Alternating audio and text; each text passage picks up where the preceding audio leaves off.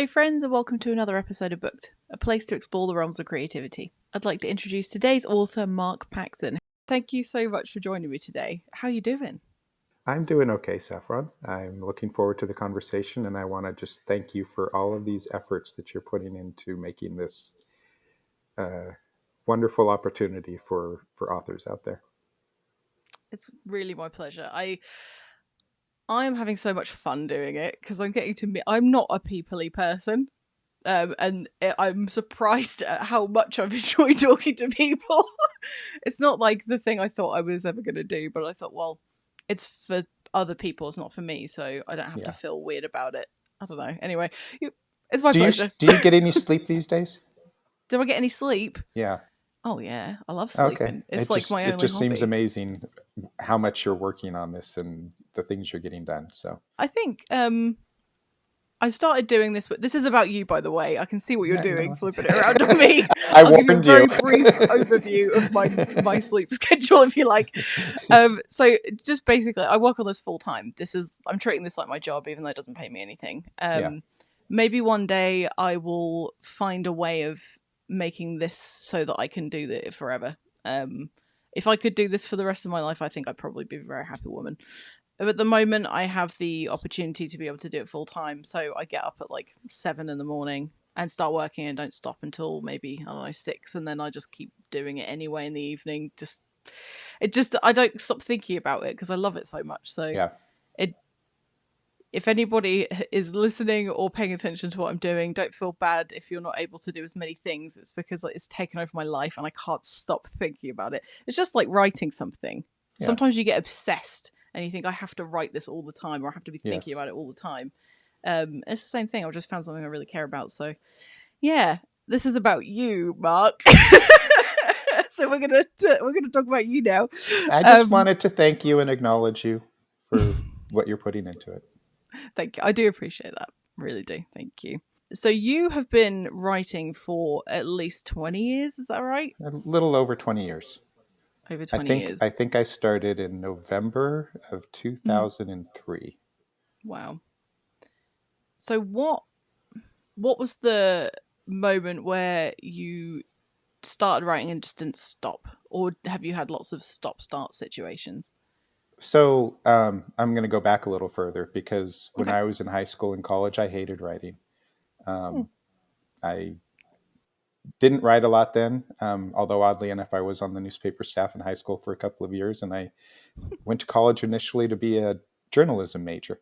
So I don't know. I hated writing, but somehow that was what I was doing. My dad is a writer, and around that time, my late teens, early 20s, he wrote a few novels. He never got them published. That was long before the self-publishing options came up. But he would ask me to read his manuscripts for him.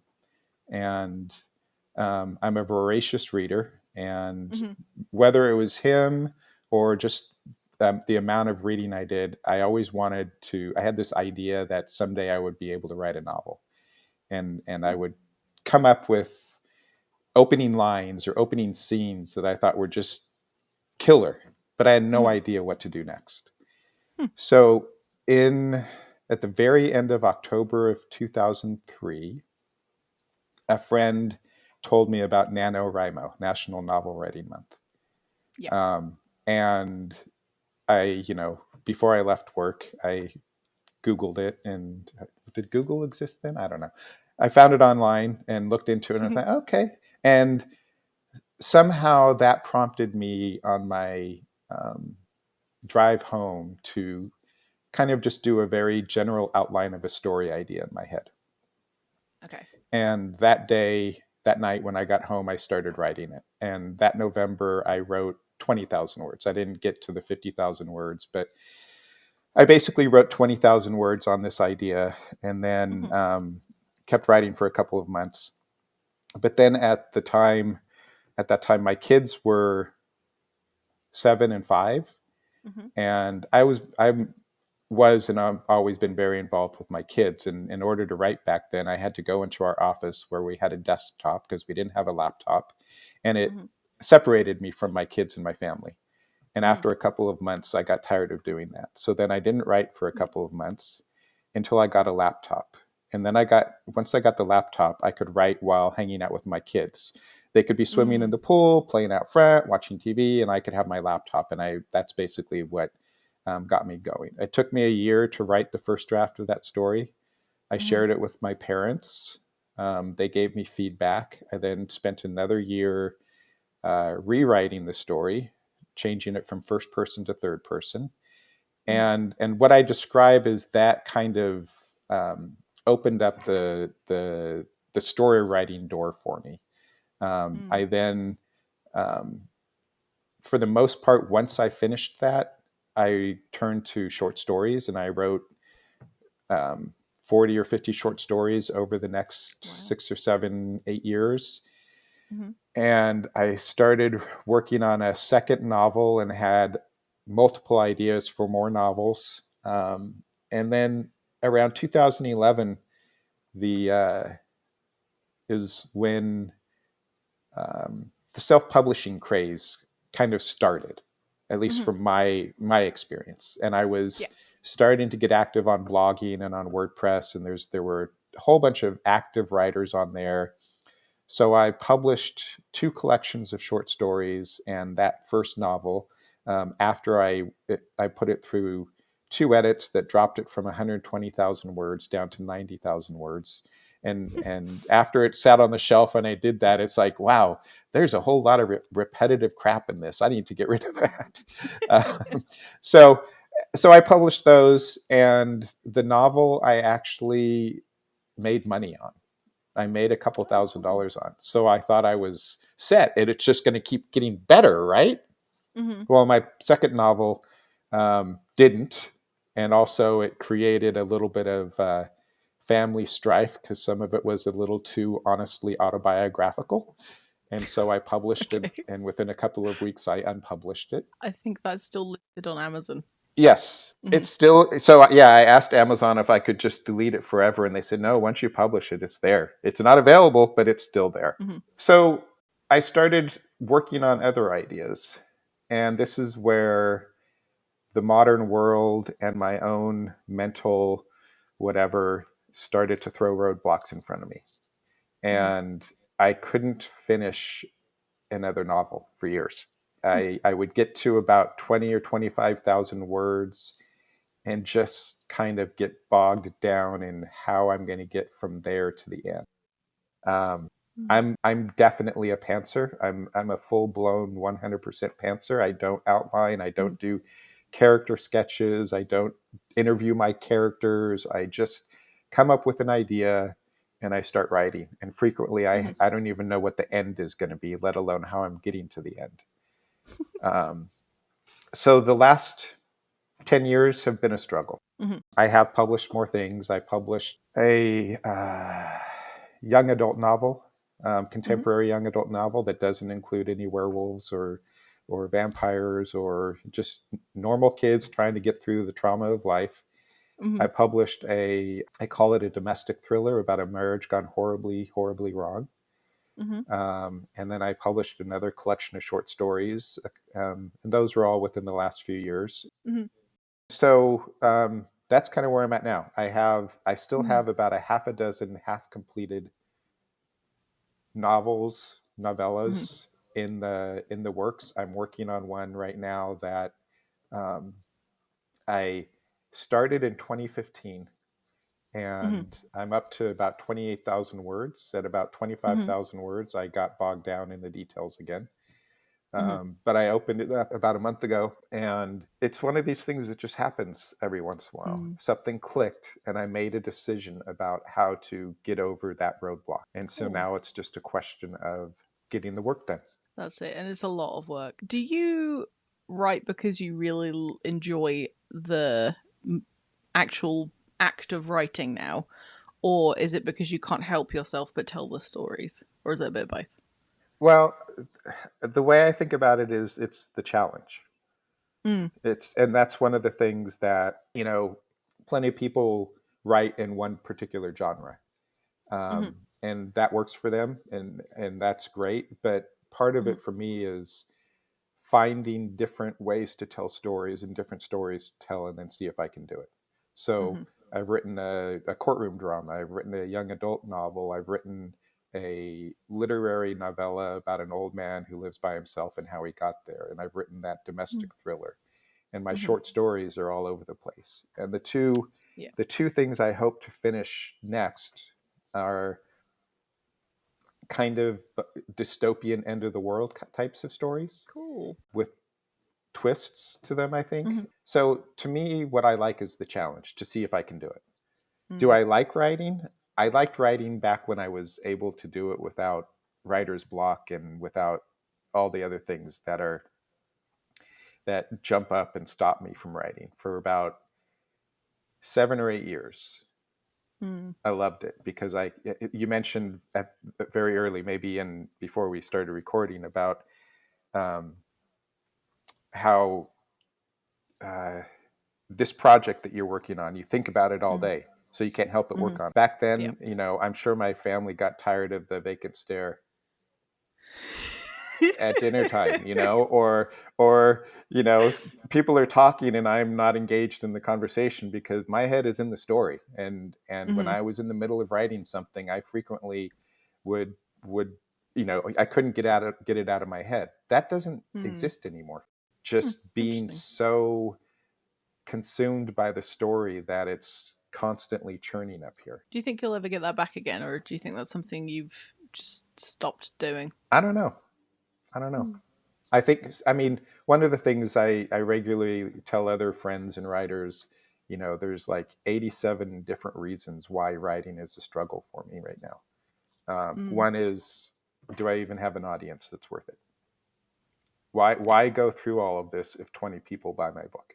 It's really actually quite interesting to hear the motivations that each writer has, because some people are like, I don't care if anybody buys it, and some people think, well, if I tell the story, then I've told it, but I can just think it in my head and not go through the stress of editing and making a cover and putting it out there and then being let down by the amount of people that actually see it. And it's so competitive now. It's not like before social media, when you didn't know that there were millions of other people writing a book as well. And I think sometimes for me, I see people working on things and I think, I don't think there's any point in me bothering because theirs is so good, and why would anyone want to read my thing when their thing's there, because there's already too many things for people to read anyway. But then I think, well, actually, there are a large number of books that I've read that have like one review that was terrible, and I think this book is amazing. I can't believe that person didn't like it. So I have to remind myself of that sometimes, and I think other people need to as well, is that you might change somebody's life with a book. You just don't know, but then it just depends on what drives you. If you're not motivated to write it, then you're not going to put in the effort that it needs anyway. Have you ever read Cormac McCarthy's The Road? No, I haven't. It's a post-apocalyptic story about a man and a boy traveling in a devastated world and trying to survive. So a few years after I started writing and I started having all these ideas, I thought I wanted to write a story about a man and a boy traveling through a devastated world trying to survive. And I came up with like the opening scene. And then I read The Road. And I don't know anybody who's read that book who doesn't think it's a classic, that it is one of the best books written in, modern American literature. And so I read it and it's like, well, screw it. I'm not going to write that story then. So, yeah. But one of the things that is holding me back, so the story that I'm working on, that I'm trying to get finished, that I think I could probably finish it within the next couple of weeks if I really, really sat down and got it done. It's called The Jump. It's about an America where a man has been elected president and declares martial law and basically becomes a dictator. And I started, so this is one of the things that actually stopped me for a while, is it was not meant to be a kind of thought piece about a President Trump. That was not what I meant it to be. Uh-huh. And I know that if I write it and I publish it, people will have that expression on their face when they I just when was like, oh, premonition. but he basically establishes this cult of personality, and there's all sorts of the thing that I started off with. Well, there's two things, Mm. and neither of these are spoilers because they're disclosed in the first chapter. One is Okay. there is a large construction crane that they take around the country, and it's called the jump. And what Mm-hmm. people do is they climb up to the top of the crane and then they jump and kill themselves because life is so horrible in this Oh, version wow. of America. Yeah. And then whenever this president who eventually becomes a dictator, there's no more Mm-hmm. elections, and Mm-hmm. they call him the old man. Um, Sorry. When life imitates art. yes, well, but again, none of this was meant to have anything to do with what's actually Uh-huh. going on in America over the last 8 years. It definitely wasn't. But anyway, whenever he wears something or reads a book or eats at a restaurant, everybody in America has to do that. So one of the Hmm. things that happens is at some point he's seen with a goldfish bowl on his desk, and there's a goldfish in it and a white ping pong ball floating in the water. Hmm. So across the country, stores open up that only sell goldfish bowls with goldfish and a white ping pong ball floating on it, and basically Oh, everybody's wow. expected to get one. Hmm. Fascinating. So that's. But here's so I know how I want to end this, but now I'm Mm-hmm. frozen because what if I get it wrong? What if What I if get it you're wrong? magic and maybe just write a nice ending because the fate of the world might depend on it. You also don't know what's going to get banned in the next couple of Yeah. years. Well, there's some twisting. There's very much some twists and turns at the end, Yeah. and I don't know. I mean, I'm gonna do it. I'm gonna write it, but like I said, I'm just kind of stuck right now, thinking, Mm-hmm. what are readers gonna think about this when they read it? And Mm-hmm. and am I gonna get it right? So Yeah, we're in a delicate part of the situation now where you mhm. really don't know what's going to happen. I'm not going to say much more than that because I don't want to get into trouble. Let's not get um, political here. That would take yeah, us down that's a whole fine. different rabbit hole. That's fine. That's fine. But if people do want to hear your political views, then you do have a blog. I have something on Substack. It's called A Dead Horse. They can go read my ever more radical views on what's going on in the world today. There you go. Just in case you're interested in Yeah. finding out more. So going back to happy things, you are part of a writing group. That was Are you talking such a the writers supporting writers? Yes, yeah. So that was such a janky segue, but we're going to use that's okay. it. There's because there's So other writers groups that I belong to, so I wasn't sure which one you were oh, referring to. okay. My apologies. No, So that's let's okay. talk about writers supporting Yeah, writers. yeah, So is that something that's currently active at the moment? Is it always active? Can you tell the listeners about what it is yeah. and what you So do? one of the things that as I've got more into writing and publishing and things like that, I really Mm-hmm. want to try to help other writers. Mm-hmm. And that's kind of come out in a couple of different ways. One is that over the last 10 or 12 years, I've, at no charge, read manuscripts for other writers. I'll never call myself an editor, but Mm-hmm. I'm somewhere between a beta reader and an editor. I basically will read their manuscripts and point out anything that I see. Cool.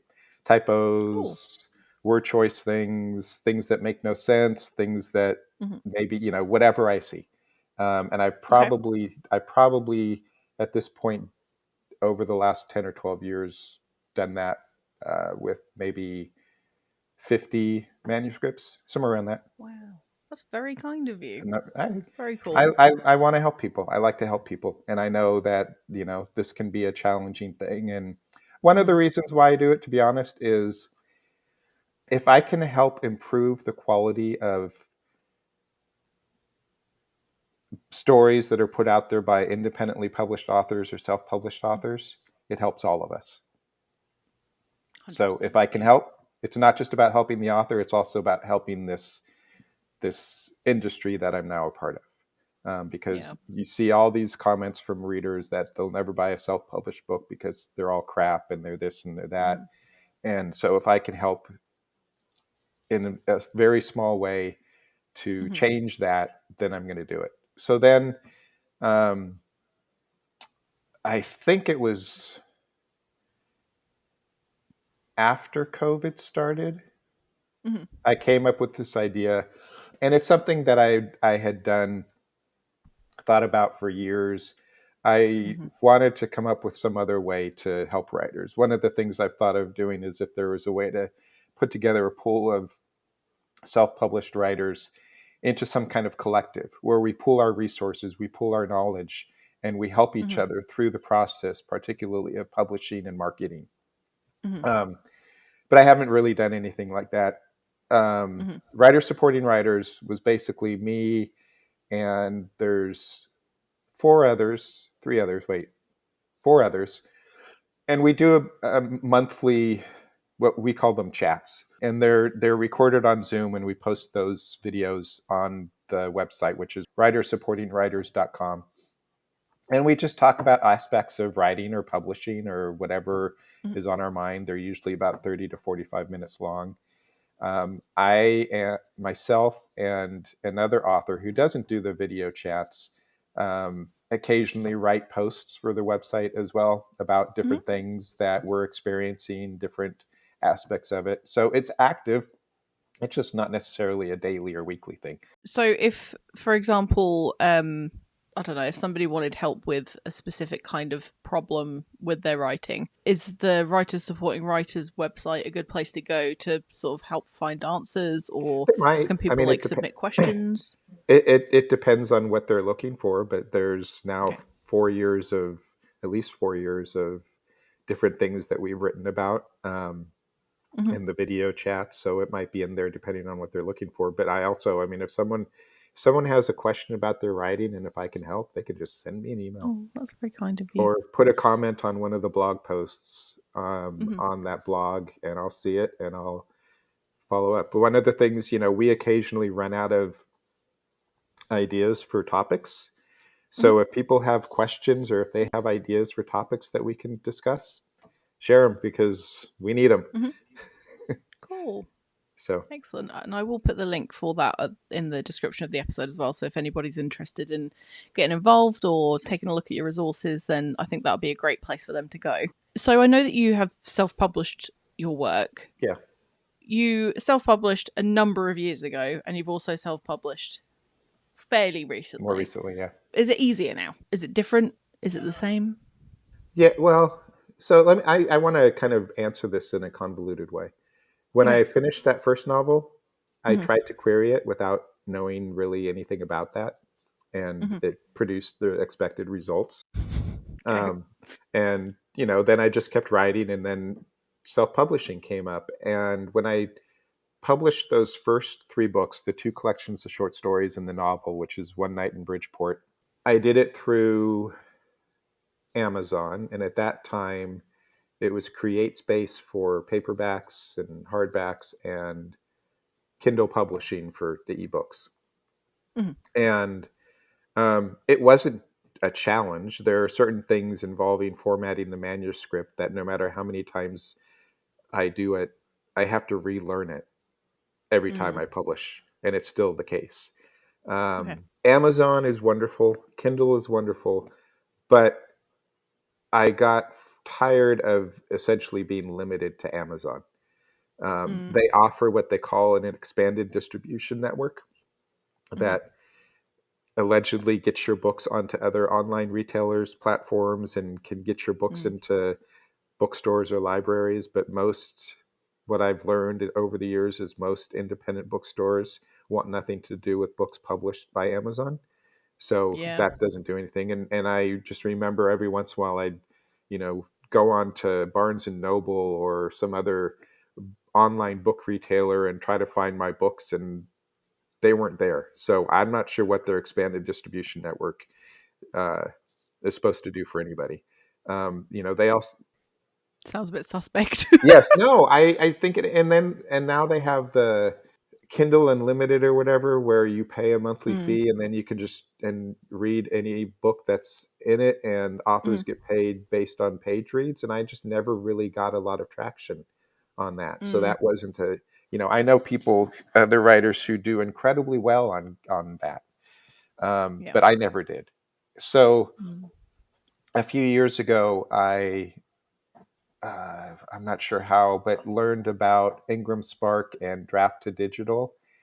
mm-hmm, Um, and I decided, at that time I was publishing the new collection of short stories and mm-hmm, The Basement. And I decided to try them. So I mm, started the process with Ingram Spark, got to a roadblock, sent them a question, mm-hmm, and waited. And while I waited, I also started the process with Draft to Digital, got to a mm-hmm. roadblock, sent them a question. Draft to Digital's customer service got back to me sooner, so I went with Oh, Draft to Digital. And okay. and basically I published those two books, Killing Bertold Gambrell and The Basement, I believe 2.5 years ago. Mm-hmm, And just the idea of having my books, every once in a while I'd Google one of my book titles to see where they popped up. mm-hmm, Powell's Bookstore, they're up in Portland, Oregon, which is, mm-hmm, the classic bookstore, on their website. Barnes and mm-hmm, Noble, Amazon, the Harvard Bookstore, mm-hmm. Walmart. And the ebooks are available on Apple, Kobo, Barnes and Noble, Wow. pretty much. And there's also a couple of European retailers where they're available. Wow. And That's cool. recently, I looked at the San Francisco Public Library and the Sacramento Public Library because that's where I live, Mm-hmm. and most of my books are available there too. Wow, that's very cool. Yeah. So just having that instead of, oh, well, if you want to buy the book, go to Amazon. Well, I know people who have a Nook. They don't have a Kindle. Mm-hmm.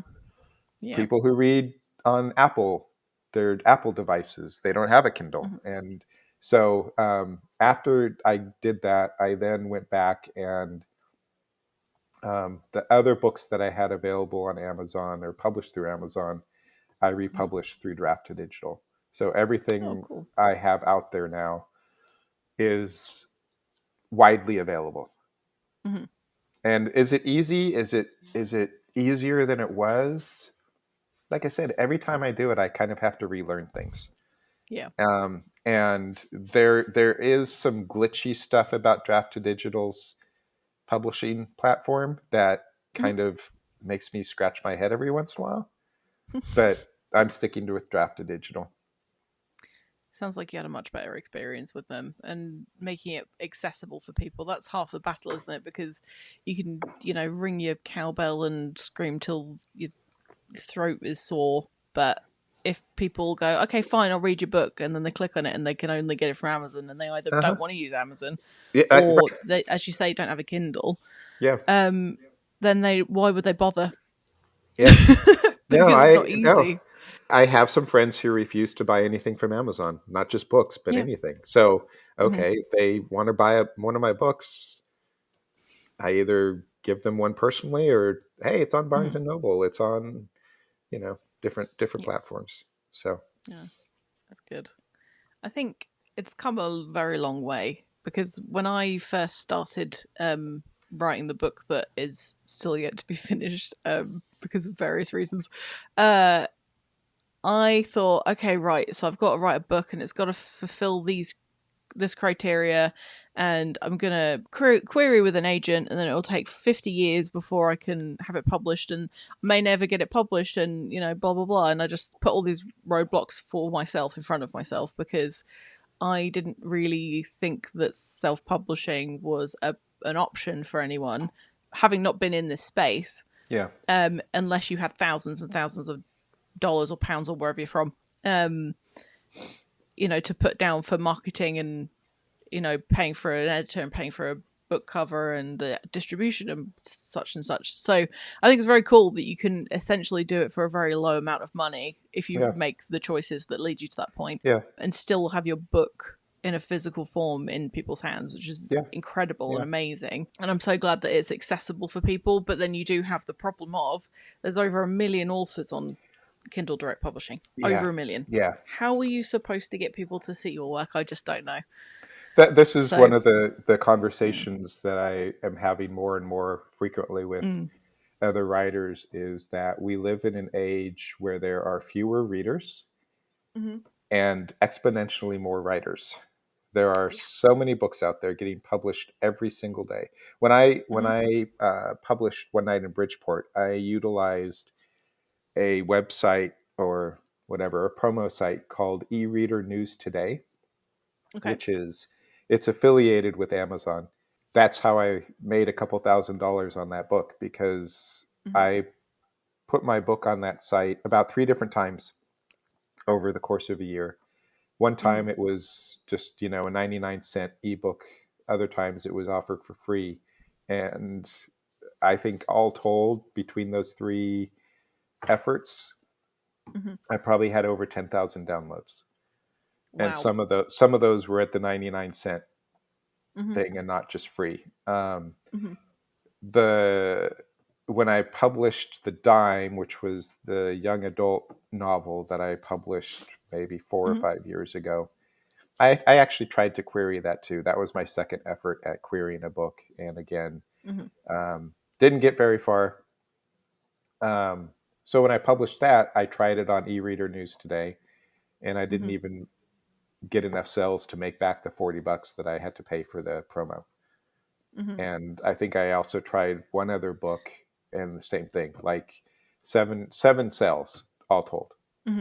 And the reason why is because 12 years ago, there weren't a lot of promo sites. E-reader News Today was kind of, a big deal. And now there's e-reader News Today, there's BookBub, there's Book This, there's Book That, there's Adam's Kindle, blah, blah, blah. I mean, it's just like there are endless numbers of these promo sites, and they're raking in money from authors and not doing anything for the vast majority of authors who do it. And here's the other thing. Yeah.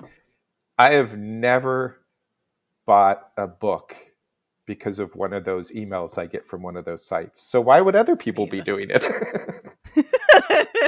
I completely agree, and I think what I'm not trying to bring it around on me. What I'm trying to do with Indiosyncrasy is that I don't charge anybody anything.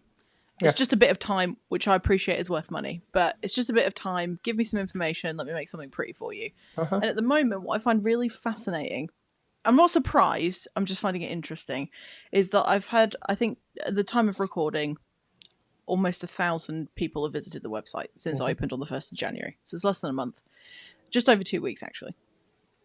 And out of those 1,000 visitors, about 800 and something have gone to the Feature Me page. Okay. So 80% of visitors to the website want to be on the website, not look at the authors to buy the books. So I'm seeing this pattern of like the need for it is to be seen. There aren't a lot of people that want to see it yet, because I'm not in that space. I'm in the author space at the moment. I'm in, let's all rally together, let's make a community. And I'm going to be towing this fine line between oversaturating the website, so what's the point in it anyway? And is this just a place where somebody suggested a few weeks ago, this could just be the place where authors will have, or indie authors will have, a free website that they don't have to pay for. Yeah. And that's fine with me. That's absolutely fine. What I find, it's just very interesting. There's just so many people crying out for attention. And as you said, it's just because there's so many more writers than there are people that want to read books. And a lot of like the book bloggers, I'm not saying all of them, just don't come for me.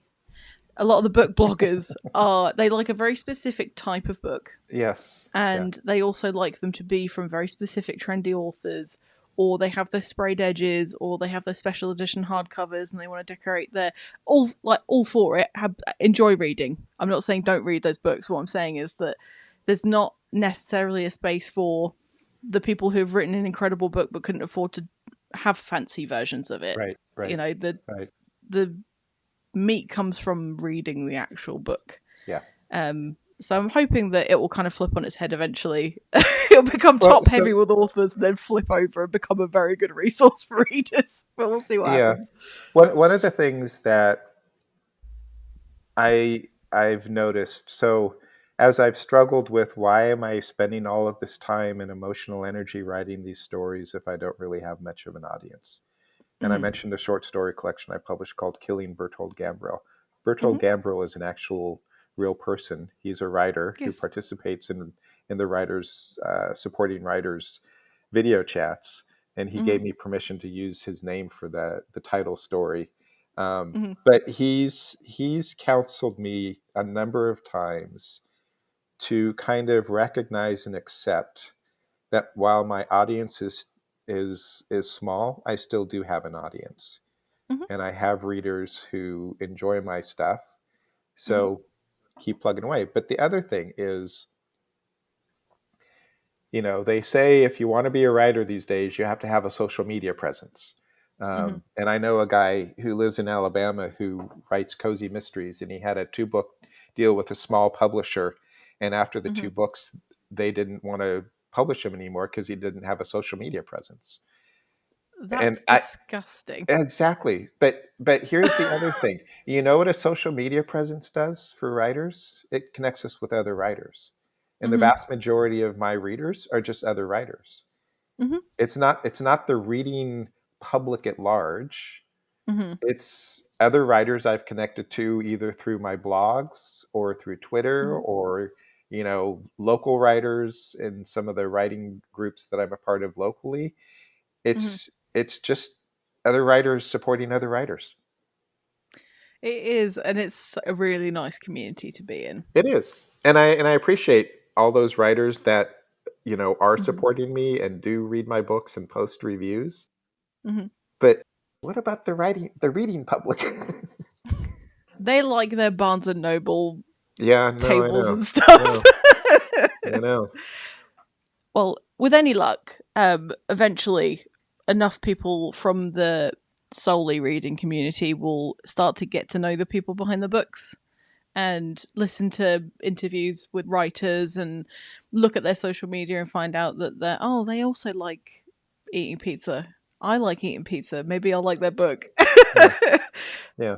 So, yeah, I think it will change eventually, and I do genuinely believe that this is the year of the indie author. I've willed it into existence. It's Okay, happening. manifest. There, yes, You're exactly. manifesting it. Just because I don't know, everything is.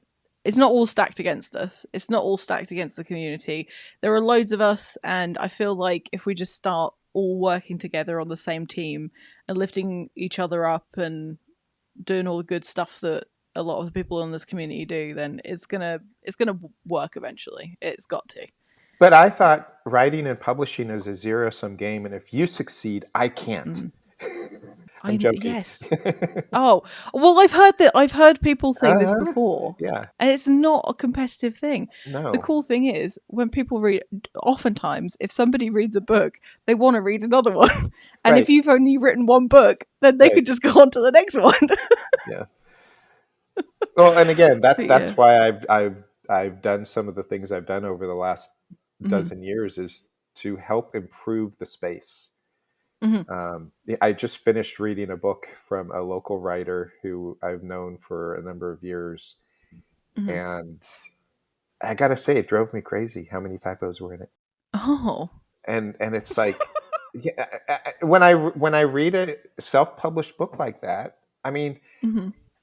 is it a huge deal? No, the story's still there. The story's still an interesting story. But Hmm. at some point, when I read a book, if there are a few typos, fine. Even Hmm. traditionally published books now are not perfect. But Hmm. when it gets to the certain point, it just distracts me because Yeah. it's like, oh, here's another one. Oh, here's another one. Oh, wow, 3 on 1 page. It's just at Yeah. some point. So again, my besides my own writing and publishing, the other thing Hmm. I want to do is try to help improve the overall self-publishing Hmm. industry And that's awesome. That's very, very cool in the because very small way that I can. it's huge. I don't think you should put that down as being small. I don't know many other people that would take their time and do something like that for free, quite honestly, because it's a lot of work, it's a lot of time, a lot of thinking.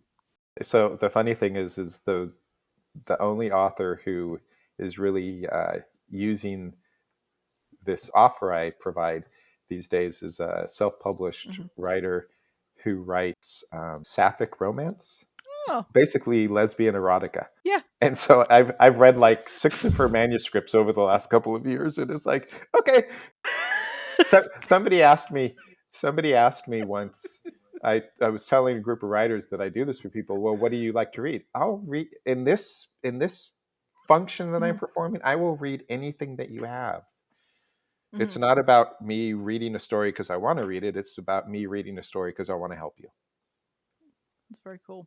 So, whatever manuscript you have. Are you also hoping there's going to be like a thriller or something coming through the door Every once in a soon? while. Yeah, I'd like a break from the lesbian erotica. Just a small break.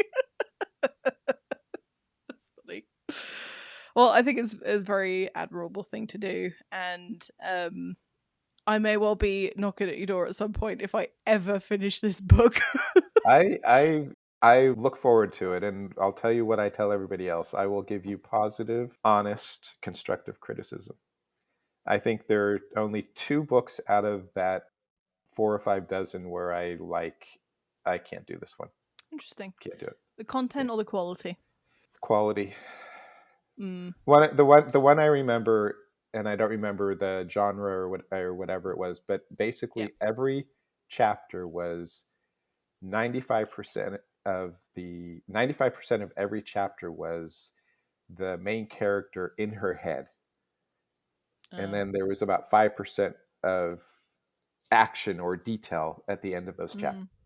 And after a few chapters, you got to do something with this. And she's, well, thank you. Other people don't have that problem. So, okay. Well, all you can do is offer it up. And if people don't want to take it, it's up to them, isn't it? Right. It's very, very cool to get the opportunity to actually talk to people because, we send the occasional comment on social media or we've had like back and forth emails or whatever, but to actually get to know the person and their creative processes and their experiences I find incredibly interesting. And thank you so much for taking a chance on this weirdo from the internet. Because I know initially when we first connected, when you took interest in the website and the podcast, you were a bit apprehensive because you're like, a bit scammy, because it does sound like it's too good to be true. The internet and social media are filled with people who want to scam you.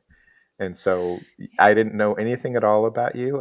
Nothing. It's like all of a sudden this person kept popping up in my Twitter timeline. I wasn't even following you. And, because of how Twitter is, it kept popping up. And it's like, well, this sounds interesting. I'd like to be a part of it. But is she real?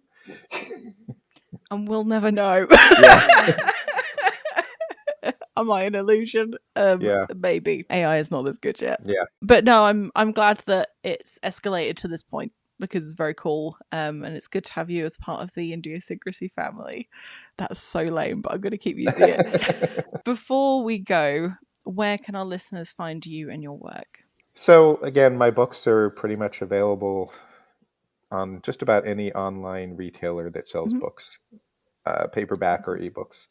I have a website, markpaxson.com, that I use primarily to feature my fiction and also my photography. Awesome.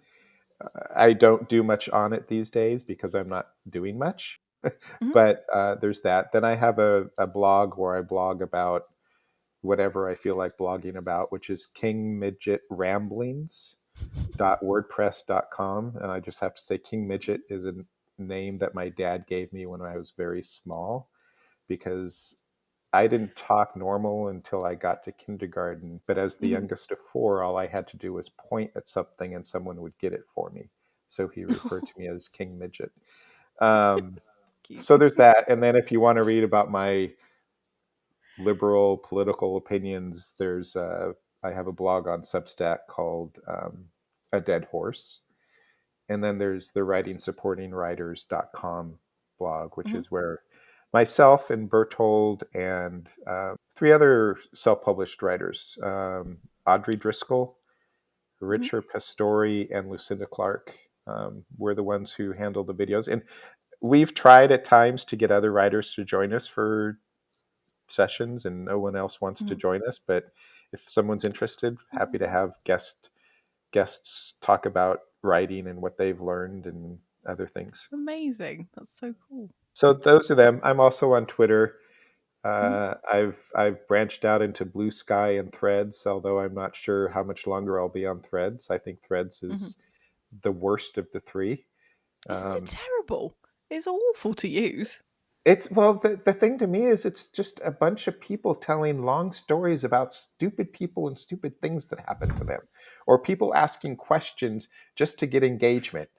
And one of the things I learned a week or two ago is that you can sign up for something on Threads where they will pay you based on the engagement you get if you get enough views or likes on a thread. And I think that's what they're doing. They just put up these stupid questions or stupid statements to try to get people to react. Pretty much, yeah. Definitely not the most. It's not community focused. No. But anyway, enough about Threads. Yep, Screw that's them. it. um, so you also have an author feature on Indiosyncrasy, and I'll put the link for that in the description of the episode. But thank you again so much for being here. I really appreciate your time. This has been fun. One last thing for all you writers out there: keep writing, don't stop. If you ever need any help or advice, I'm here. Oh, that's so nice.